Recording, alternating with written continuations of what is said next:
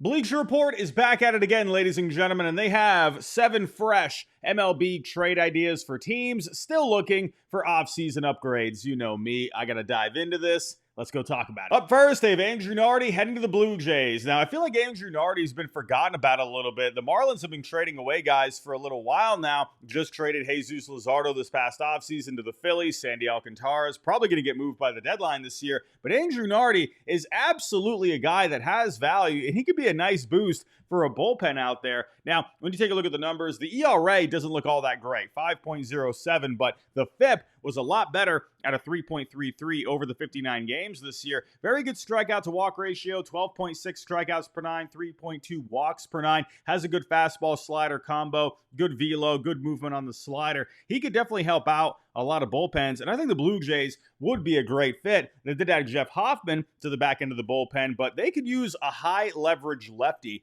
back here. I think Nardi would be a perfect solution. Now, the problem with this trade is I don't think the Marlins are getting enough. They have Fernando Perez, pitching prospect, heading back to the Marlins. Now, when you take a look at the values here, you are pretty far apart. And the reason for that is because, like I said, Andrew Nardi, good reliever, good metrics, a guy that has good projections moving forward, and he has a lot of control. He's not a free agent until after 2028, so you're going to have him for the next 4 years. Now, no disrespect to Fernando Perez. He is the number 10 prospect in the Blue Jays system, but not really too much of a track record. Now, he was pretty good back in rookie ball in 2023, but this year in A ball, okay, 17 starts, ERA at a 4.06. You're going to have to give a bit more than him. Maybe you could lead the way with someone like an Adam Macko. Maybe you could even do something with like Alan Roden. I know the Marlins, they're trying to add more bats to their system. If not him, maybe someone like Emmanuel Bonilla, who is pretty further away. International signing not too long ago. That could be a nice stash for the Marlins long term. You got someone like a Brandon Barrera. But either way, I just think the Blue Jays, they're going to have to add more to this. So I like the fit of Nardi with the Blue Jays. I like the idea of it, but the trade itself, I don't like it very much. Up next, he has Brett Baty heading to the Nationals and back to the Mets. You got one of the Nationals' top pitching prospects, Cade Cavalli. I'm going to say right off the bat, I do not like this deal for a few reasons. Now, with Brett Baty, he hasn't been able to figure it out at the major league level, but I still think there is some upside there. Former top prospect, just has not been able to get it going. I think maybe a change of scenery could help him out. He has been on the trade block this offseason. Even back at the trade deadline last year, his name came up. I think there is a chance Baty could get moved, especially if they bring back Pete Alonso and then, Mark Vientos, they have him. So Baty, really, where would he fit at that point? I just don't think the Nationals is a good home for him long term. That would also be an in-division trade. I don't know, would they want to do that? Now, I can see the idea of Brett Baty getting a shot in Washington. That position right now could be up for grabs, but you got to think from the Nationals' point of view, one of their top prospects, Brady House, could be their longtime third baseman, a guy with a ton of power upside. Didn't have an amazing year this past year, but, he's made some adjustments over the last couple of years, a big frame. This guy could easily be a 30 home run per season kind of a guy for the Nationals. They think very highly of him. He was the 11th pick back in 2021. So, overall, I just don't think the fit is great. Now, when you take a look at the values, yeah, sure, they are pretty close here on baseball trade values, but Cade Cavalli, you're kind of going a bit low on him as of right now because he did have Tommy John not too long ago. This is another first round pick back in 2020. There's a lot of upside with him too. Big fastball coming out of college, has a good curveball and a slider and a changeup to go along with it. And he just came back this past year, only made a few starts, 3 starts, but did pretty well over those few starts. So the Nationals, this could be one of their long-time guys, or this could be one of their long-term guys for the rotation. So, sure, maybe the values are pretty close here, but Cavalli, I wouldn't be surprised after, a full season back from Tommy John to see that value just go up the charts. So I don't think this is a great trade. I don't think the Nationals is a good spot for Baty long term. I think Cavalli, there's way more value there. Up next, he has Erick Fedde heading to the Braves and back to the Cardinals. You got starting pitcher Bryce Elder. Now, I like the idea of Erick Fedde with the Braves. I just don't like this trade very much. Now, Fedde, remember, he came back from the KBO last offseason, signed with the White Sox, ended up getting traded to the Cardinals before the deadline. Had a solid year overall, 31 starts, 177 in the third innings pitched, ERA at a 3.30, FIP at a 3.86, a 3.4 more F-WAR overall. A guy that's going to be a solid 3-4 in a rotation out there. And hey, starting pitching, it's not cheap. Even if you're just going to be a rental with Erick Fedde, he is going to be a free agent after this coming year. So, it's going to cost you a little bit to get some good, dependable starting pitching, even if it's just a rental. And I like the idea of Fedde with the Braves, right? Chris Sale coming off a Cy Young year, Reynaldo Lopez with a breakout year, Schwellenbach, he showed a lot of good things this past year. Spencer Strider is going to be coming back at some point. You got Grant Holmes, Ian Anderson, you got a couple of young guys like AJ Smith-Shawver, Hurston Waldrop that are going to be looking for some innings. So I think you could work Fedde into this mix. I just don't like the idea of a one-for-one swap with, just Bryce Elder heading back to the Cardinals. Sure, a younger starting pitcher, but with the production that he's given you so far, really he's just looking more like a depth guy at this point. ERA was a 6.52 this year. The FIP was better at a 4.56, but, nothing to go crazy over. Go back to 2023, he did throw a lot of innings, ERA at a 3.81, but a guy that doesn't strike out a whole bunch of guys, he did up that a little bit this year. Maybe you could see a bit better production moving forward, but you see that 4.42 FIP, the 4.61 expected ERA, and that kind of came to light this past year. So with Elder, I just don't think it's enough based off of the production that he's given you so far. Maybe you could throw in, a couple other guys here, maybe someone like Owen Murphy, J.R. Ritchie can be thrown into this deal. And when you take a look at the values here, Fedde, like I said, this is a guy that just showed you this past year that he could be very productive for you at the major league level. And Bryce Elder is simply just not going to cut it. Like I said, maybe you could throw in, one or two more guys, maybe, I don't know, Smith-Shawver, Waldrop. I feel like the Braves would want to keep these guys, but maybe you could throw in someone like J.R. Ritchie. That gets you a little bit closer there. Maybe one more prospect I think could get it done, but just Fedde for Elder, I don't like that. Up next, he has Josh Smith heading to the Yankees and back to the Rangers. You got Marcus Stroman, prospect Rafael Flores, and cash. Wouldn't this be kind of fun? An old friend heading back to the Yankees. Remember, the Yankees sent him to the Rangers in the Joey Gallo trade. Now, I kind of like this, but then I kind of don't at the same time. So let me explain. Now, I like the idea of Josh Smith for the Yankees. I think a pretty underrated player. Had himself a pretty solid year this past year with the Rangers, hitting 258, a 337 on base, 394 on the slugging, a 111 WRC plus, 13 homers, but a lot of versatility, mostly at third base this past year, but he also played some short, played some outfield, played some second. So Smith, I think, is one of those glue kind of players, right? He kind of just does a little bit of everything for you.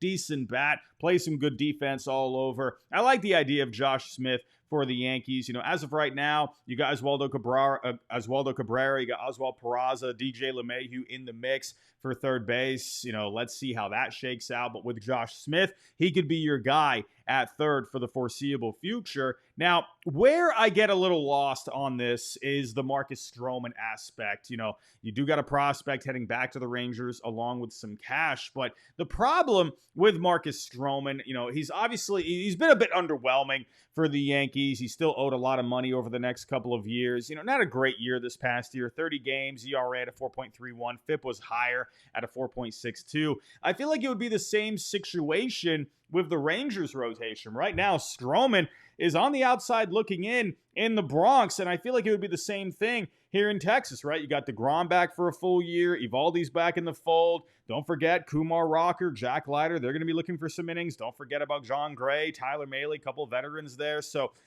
Stroman, and Cody Bradford as well. Don't forget about him. There's a lot of guys in the mix. I feel like it would be the same situation. And, sure, in this deal, you would have Rafael Flores heading back to the Rangers. That could be a decent prospect for you to get back there.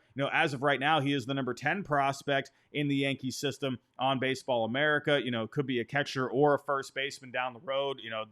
Really, when it comes to the scouting report for his fielding, he seems to be more of a first baseman DH. There is good power upside to give him a 55 grade there. Had himself a pretty solid year in the minor leagues this year. Hit 279, a 379 on base, a 495 slugging, a 149 WRC plus, 21 homers throughout high A and double A this past year. So that could be a nice bat for the Rangers to get back. But then I kind of look at it from the Yankees' point of view. Why would they want to give up a guy that has some good upside with the bat like that? Along with cash, I put $7 $7.5 million for each of the next 2 years, so $15 million total. So you're having to give up, a top 10 prospect in your system and cash to be able to get out of the Marcus Stroman contract. And you're getting back Josh Smith again, who I do like, but, is he really like a bona fide everyday third baseman, or could he be more valuable in a utility role? I think for the Yankees, they probably look at Cabrera, Peraza, even DJ LeMahieu as guys I could see them wanting to just roll with them, to see which one of them could possibly emerge as an everyday third baseman, or just go after someone like a Nolan Arenado and, maybe try and deal away Marcus Stroman in a different situation where maybe they just give up a little bit of cash, maybe like $10 million total, and without having to give up a prospect as well. So I see the idea of it, but I also see some drawbacks for both sides. I feel like there's some things that come up here that don't really make it worthwhile for both teams. Moving on to Michael King, and he has him heading to the Tigers. And back to the Padres, you got Spencer Torkelson along with a couple of prospects in Josue Briseño and Ty Madden. Now, I love the idea of Michael King heading to the Tigers. Had a great year with the Padres this past year. 31 games, 30 starts, just over 170 innings pitched, ERA at a 2.95, FIP at a 3.33, good strikeout to walk ratio, a 3.9 FWAR overall. He would be a very good addition to this rotation behind Erick.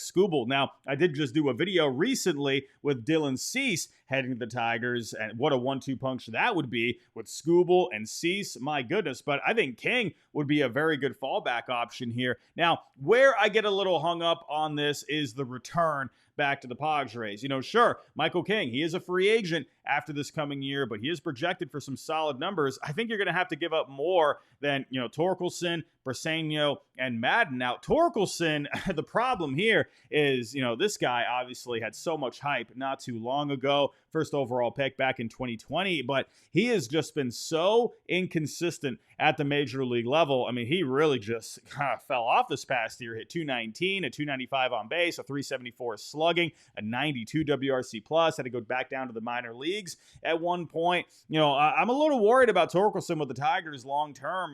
You're probably, you could be thinking here, maybe a change of scenery could be the best option for him, and I think the Padres could work him in, especially if they end up moving Luis Arraez. So I think Torkelson with the Padres could make some sense, but just the overall trade, I just don't think the Padres are getting enough here, especially for Michael King, who's one of the most solid pitchers in baseball this past year. Now, I do like Josue Briseño, but he had some injuries this past year. The production was up and down. He did just hit well in the AFL this past fall, got the Triple Crown there. So there's a lot of upside with the bat, but because of the inconsistent numbers last year at the minor league level, I think you just want to see a bit more out of him. So, I think he could be a very good piece in this trade. I just think because of the recent track record, you do want to have a little bit more. And, you got Ty Madden in this deal as well, number 18 prospect. This is a guy where he did come up this year. He showed some good things, but in the minors last year, I mean, man, he was really working through some stuff. 22 starts,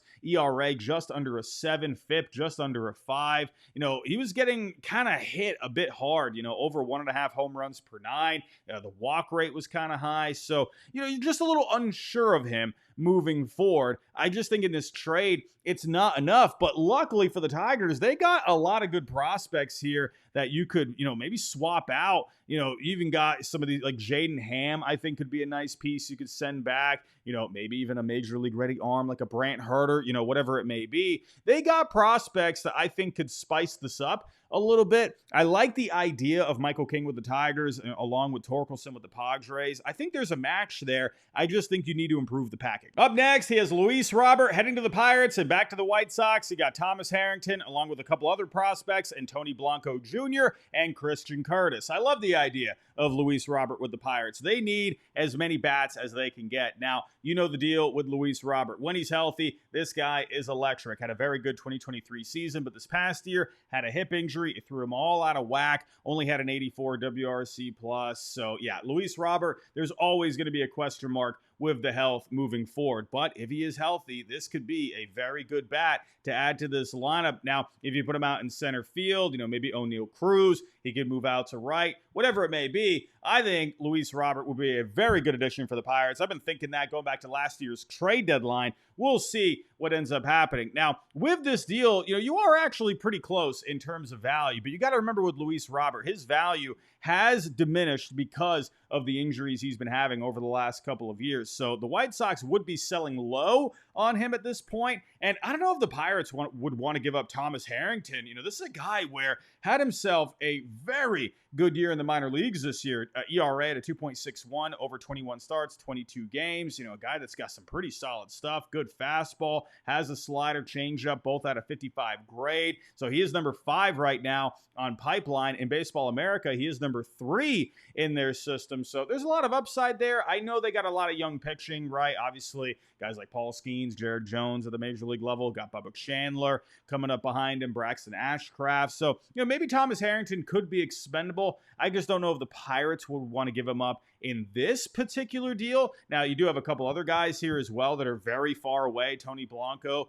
did show some pretty good things in the minor leagues last year, a lot of power upside, but very far away. He was in CPX this past year. And Christian Curtis, a guy in A-ball, maybe has some potential to do something down the road. Now, again, I like the idea of this trade. I just don't know if the Pirates are going to want to give up Thomas Harrington along with a couple other guys. Again, they are far away, but this might be a bit of an ask from the Pirates, but I would love Robert in Pittsburgh. And last but not least, he has Luis Castillo heading to the Giants and back to the Mariners. You got Lamont Wade Jr., Marco Luciano, and Dakota Jordan. Now, I like the idea of Luis Castillo with the Giants coming off another solid year. You have seen some regression in the numbers over the last couple of years, but either way, he's still a workhorse in your rotation. 30 starts, 175 and a third innings pitched, ERA at a 3.64, FIP at a 3.91. Now, I know he's at a pitcher-friendly park in Seattle. He would be going to another pitcher-friendly park in San Francisco. So I wonder if maybe the Giants can kind of tweak a couple of things to kind of halt that regression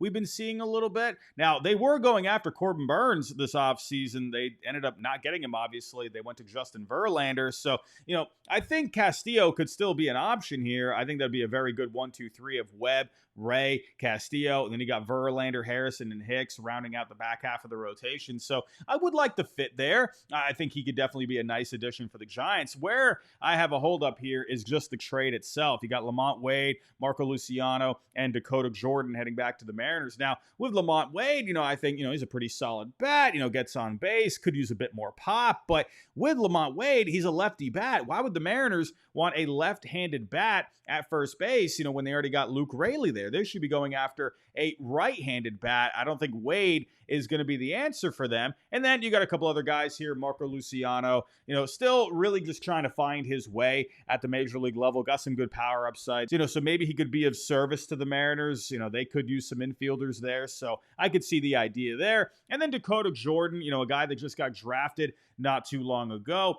There's some power upside with him, good athlete. So maybe that could be a nice guy for the Mariners to put into their system. I just don't like the idea of Lamont Wade. They need a right-handed bat. So again, I could see Castillo for the Giants. I think you're just going to have to alter this package a little bit. But everyone, let me know your thoughts down below in the comments. What do you think of these trades? Tell me your trade proposals. I'd love to see what you got. That's all I got for right now. If you can on the way out, hit that like button for me. Subscribe if you're new. We're trying to get to 50K by opening day. But everyone, go have yourself a good rest of your day, and I'll talk to you next time.